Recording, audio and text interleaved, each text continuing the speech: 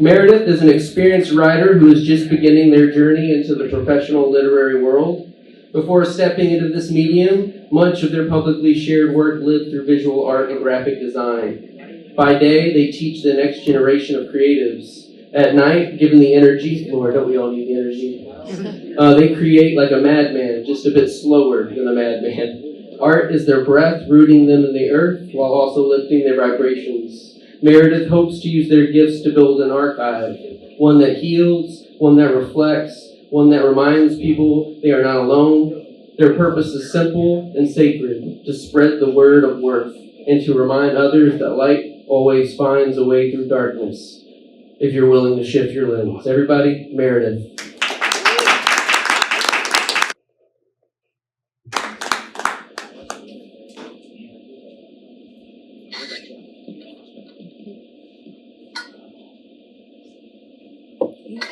It might fit in there. Yeah, it might fit in there. Oh, yeah. Like a glove. All right. Hello, everyone. I wrote a little intro just to kind of tell you a bit more about myself. A lot of you all here know me. Thank you for coming out. First, just want to thank A.S. Coomer and for Flywell for making events like this possible. I first shared publicly first time ever in, I think it was November or October. And so that kind of opened this new world of speaking my pieces. I put my pen down a long time ago, and I picked it back up around this time last year, and I haven't been able to put it down since. I used to only write for myself, like late at night, to keep the dark at bay, a way to release when my mouth wouldn't move. Art has saved me countless amount of times. And recently I decided to dedicate my time and energy on being a full-time creative, giving to the world the art and love back, hoping that it'll start healing through me as it has inside of me, which has led me to my first experimental memoir. It'll be consisted of poems, journal entries, and illustrations. It'll be a 3-book series called When the Moon Meets the Sun. So the moon, it should be released this summer, hopefully in June. So it's to focus on the shadows, beginning of like discovery of life and self, along with like the tower moments that threaten to down me. The second book is Total Eclipse, which will be about when I began to notice and awaken, stepping into self and like what in my life had caused that shift. And lastly, the third book, The Sun, will focus on the light that life has to give and how I've been able to find it and stay within it, even throughout the shadows. It's all the pieces that were inspired by the joy and love that life offers. Sometimes you just have to slow down to see it and listen. Most of what I'm reading today is coming from the moon, however, which will be, like I said, released this summer. Please brace yourselves because the shadows and the tower moments that have inspired these pieces can be fairly dark. If you find your past, present, or future self resonating, just know that you're not alone. The darkness can feel endless at times, but everything is temporary. These pieces were written in the light, yes, but it was recalling the emotions that the darkest of days required. So last time we were given the prompt, so this, I don't think I put this piece in the moon. But this piece was from the prompts last time. If you woke up in a new body, a new world, a new experience, what would that consist of? I think that's what it was. So this one is called A Walk-In. Substance unknown, stretched across bone, the knowing of the mission fading as soon as my surroundings come into vision.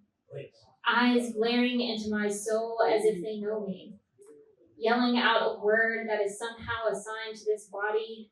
I must go, must act before I completely forget why I'm here. A soul's journey to be completed.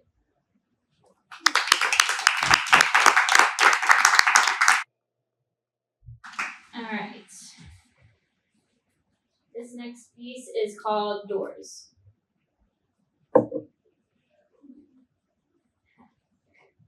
Doors. Chills run through my body, palm to metal, felt the gears shift under my tips. I almost made it. Was able to say that I had it all figured out, except the whisper casted my body, wavered, then frozen. Felt a grind against my ribs. That wasn't my door. It might have had my name on it at one point, placed there temporarily, but it was peeling, revealing another's carved underneath. Another ruse to keep me on a path, one that was laid generations ago. I planted seeds along the way, but it never felt like home. My feet have been bleeding, leaving a trail to follow back to the start, only if I can make it. Dig up the energy I lost along the way. Just as I was about to give up hope, I hear a click. When I turn, I see another door open.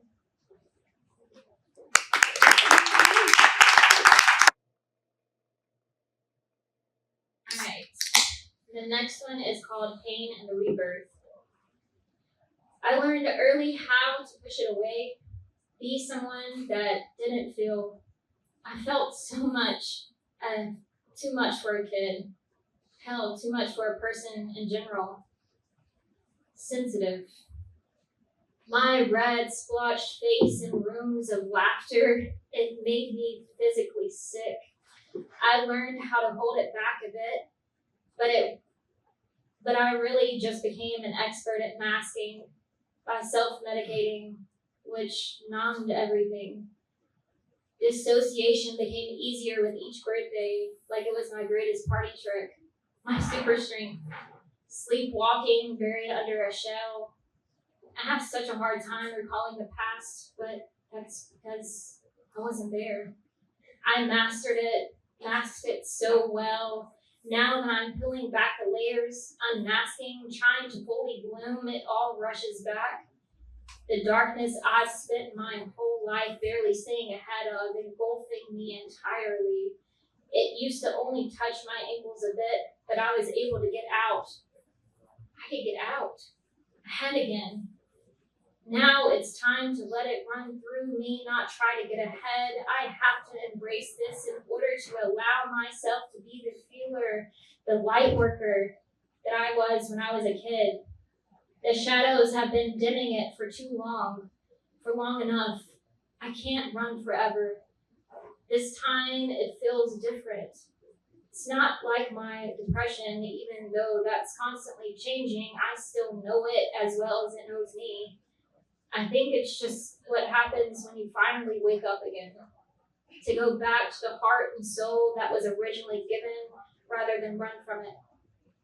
I spent so long thinking something was wrong with me, not seeing it for the gift it truly is. Now that I'm tuning in, it's just a lot to process. Even though I tried my best to give the gift back, it always found a way to come to the surface. It is what pushed my creation, what allowed me to feel deeply. This just feels like the next level. I wasn't prepared with what returning to life would entail. I just have to figure out how to handle all of it, rather than the small amount I was confident in containing.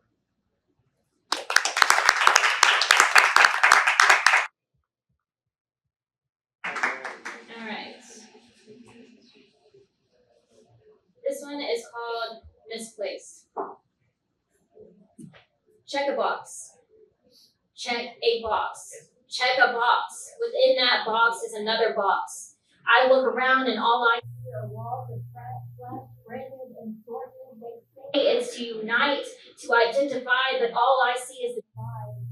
Oxygen comes sparingly, less frequent with every grain that falls. What if I mark the wrong one? Seen as a label, unable to be torn, stay within the lines, unable to falter. If I misstep my identity, at least the one I'm branded with will cast me out as a deceiver.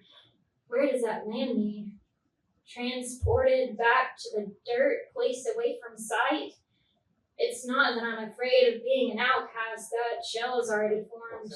I just fear I may lose myself in trying to fit inside of these four walls. I stare back down at the paper, my hand ignoring all signals, hovering over each word, letters crossing, making it impossible to read. Sweat drips from my hand, rolls down the pen, mixes with the ink before it hits the paper marked.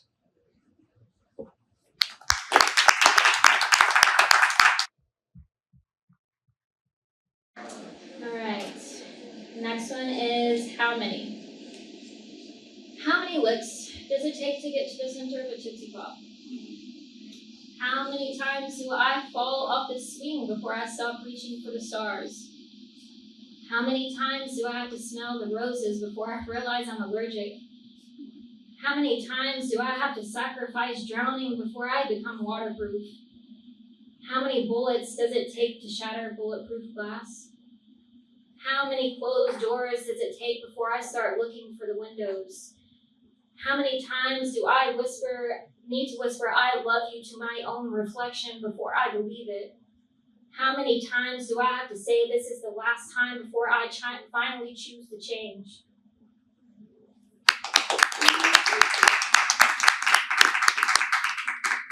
Okay, have a trigger warning here. These are gonna get darker. So that's kind of like the preface of the moon. So it kind of starts a little mindful, and then it kind of leads you into the darker days. So this one is terrified and full of joy. My body is starting to drag me back down to the bottom, moving slowly in the quicksand. My heart feels as if I'm its dinner. My throat and chest screaming, trying to get this lump up and out, the thought rolling through my hair or curling my lips. The weightlessness beckons me, tastes like sugar on my lips, honey dripping from my brain. I've never felt healthier, I say. Truth is, when I get this way, I haven't. I feel as though I can touch the stars, the joy of sending me upwards, closer to glory. I am terrified and full of joy.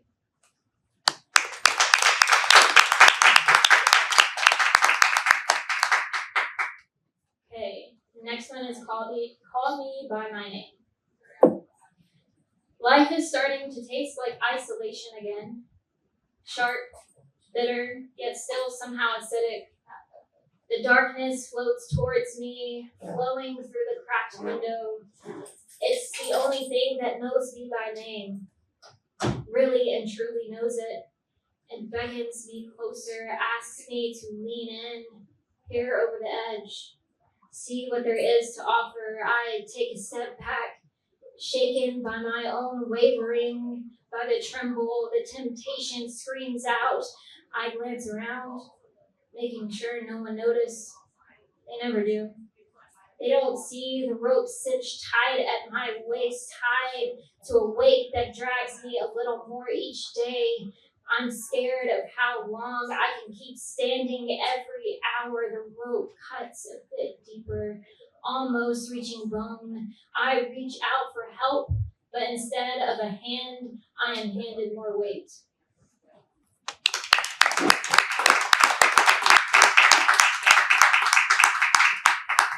Okay, this one is in the dark. So the chapters in the first book kind of go through different versions of darkness, and so these last few are pulling from like the dark side of love and like heartbreak. So in the dark.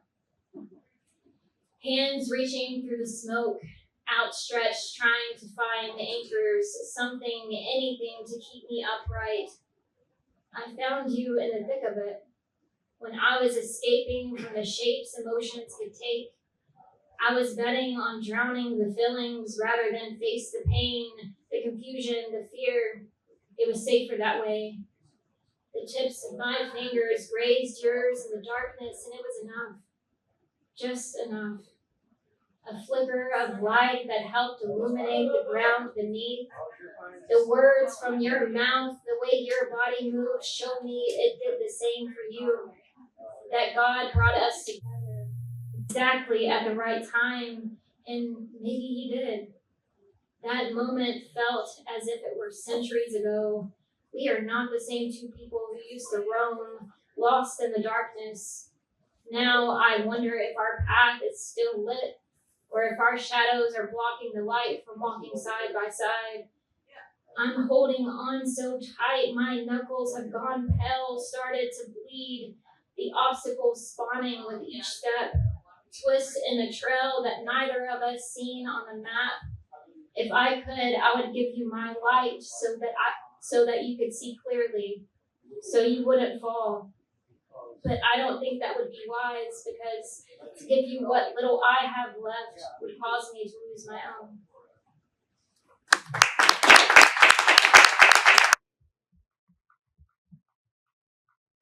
Okay. This one is called Don't Touch Me. As soon as the words escaped your mouth, the world turned on its axis, spinning so fast I was forced to the ground. Nothing would ever be the same. The twinkle in the sky that led me home was lost amidst the whirl. A part of me died that day.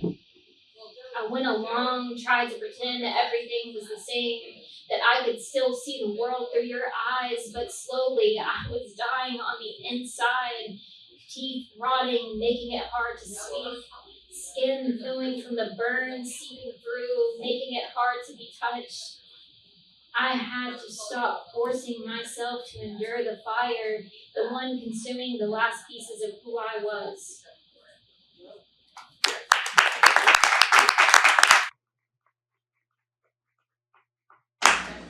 All right.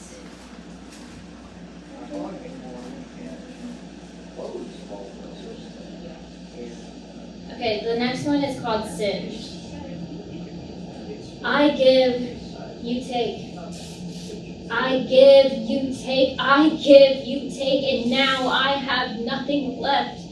Just a shell of dead dreams I poured and poured until the last drop of me ran dry, withered, like a sunflower scorched by the dead heat of summer. Now that you're gone, I am floating, suspended in the abyss.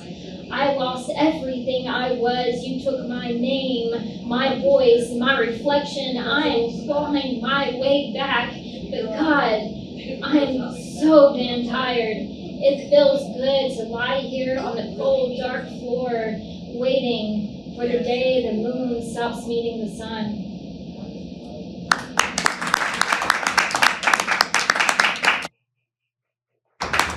Alright, I have a few more. The next one is Credulous. You led me to the fire, watched me step too close, and still you let it burn. Not out of fear, not by mistake. You let it happen for your own enjoyment. I felt my skin char and flake, falling like petals, exposing the softest parts of me, the ones I swore I'd never let the world see. I turned to you, begging for help, praying I misread this moment, that I misunderstood how we got here. But then I see your smile, not the one that I knew, not the one you wore for me. And that's when I understood. This was intentional. Ash floods my eyes, smothering the last flickers of light. There are no embers left. I'm suffocating, mouth full of debris. I swallow my pride like it might save me. Maybe I'll rise again, phoenix from the wreckage. Or maybe what's left of me will be caught in the wind, light enough to feel the breeze one last time.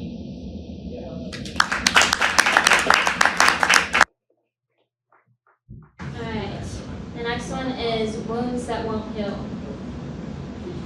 It feels like a death by 1,000 cuts, At first, the pain was manageable. I didn't realize I was dying until I passed out from the agony. I thought maybe, just maybe, the old wounds would dry faster than the new ones bled. But the makeshift bandages disintegrated, falling apart in my hands, revealing the rawness I tried to hide. I have a high pain tolerance, I used to say. What's one more? I made excuses, squinting hard to see the best in people, not noticing the blade hidden in their smile, the glint of metal, catching the light just as they beckoned me closer. Another cut, another drop. The pull forms around me, and I'm trying to keep my chin above it, gasping just to survive, but it's getting harder. Time is fleeting, my consciousness is fading, my eyes grow heavy, my breathing is labored, my heartbeat slowing. I know that I need to tend to these wounds, but I don't have the energy. And I fear my last moments will be spent still feeling the blade gliding across my skin, slicing into wounds that never got the chance to heal.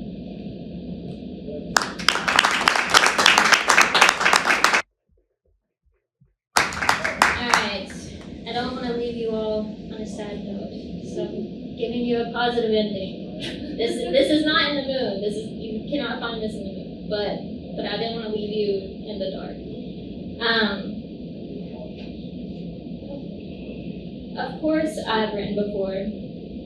I wrote to keep the demons at bay, filling the pages with the words my mouth couldn't speak. Throat closed shut, locked in the dark, trying to hold back the night with a flimsy shield and worn hands. The ink served as stitches to seal the wounds, forever etched into the skin, hoping that if I made the pain beautiful enough, it would stop the bleeding. Staples pulled against my lips urged people to turn away, nobody understanding, so it would live on the page. But never like this. Now I write because of you, a flame that guided me back before I even was following. Your essence filling my pen, steady and spilling. I can't seem to stop. I don't want to stop. You pulled me from the cycle, the never-ending loop of the walking dead. I wrote of shadows on my life before you showed me the shape of light. And this light I will protect with every moment I have left.